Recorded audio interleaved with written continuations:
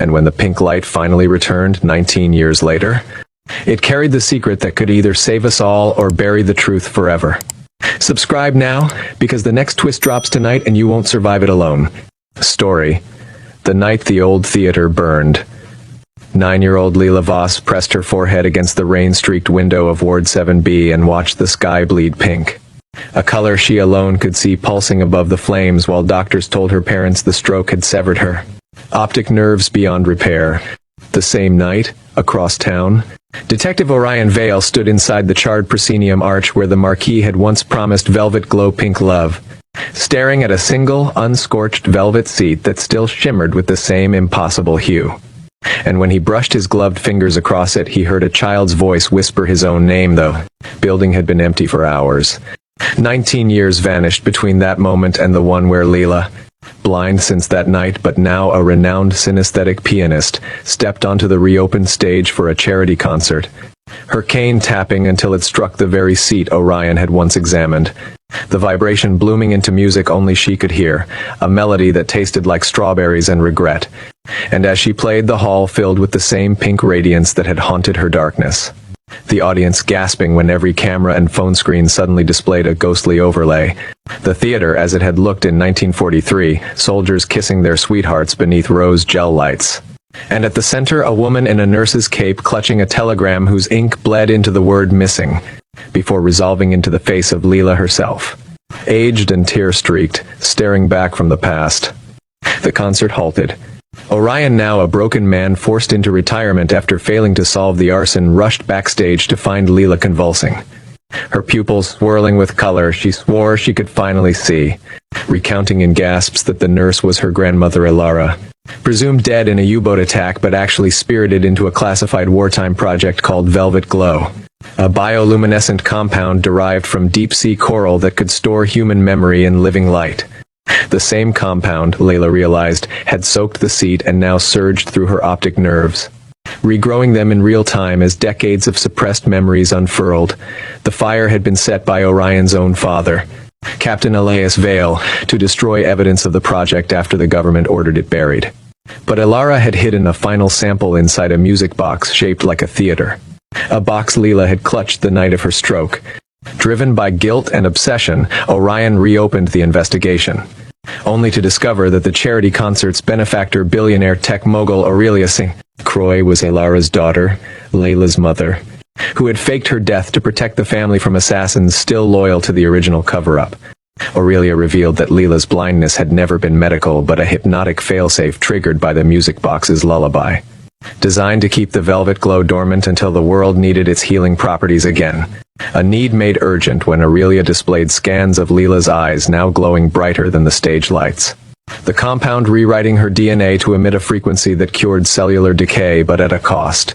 Every healed person would carry a fragment of Ilara's final memory, a memory showing that Elias Vale had not committed arson out of malice but to stop a rogue faction planning to weaponize Velvet Glow as a mind control agent.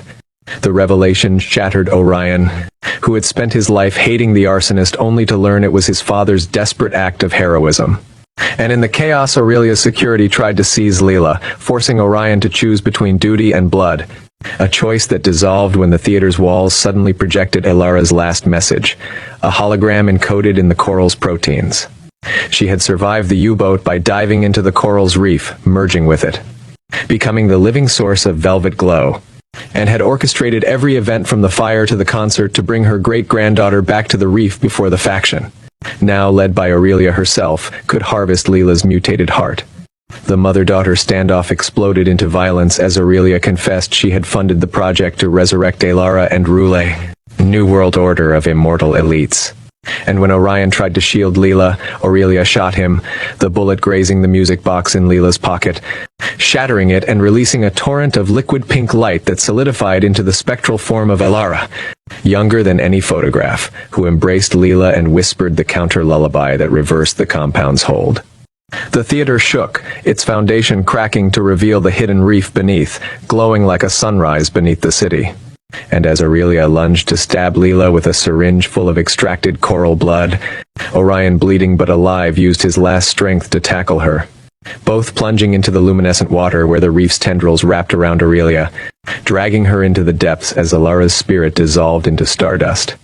Her final gift transferring all the memories she had carried into Leela's now seeing eyes.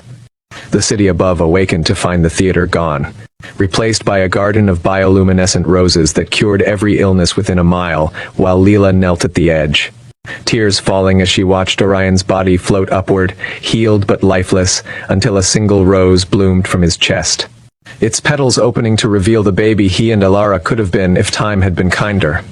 In the silence that followed, Leela played the unfinished melody from the concert, the notes now visible as ribbons of pink light that stitched the sky back together. And when the last chord resolved, the city heard Alara's voice carried on the wind. Love is the only war worth fighting, and you, my velvet glow, are its final victor. The roses turned white, the glow dimmed to a gentle dawn, and Leela walked away sighted but forever, carrying the weight of every life the coral had touched, knowing that somewhere in the deep Aurelia's eyes still gleamed with pink hunger, waiting for the day the reef would rise again. Yet every night Leela returned to the garden, laid a hand on the velvet seat that now grew from the earth like a shrine, and whispered, "Pink love."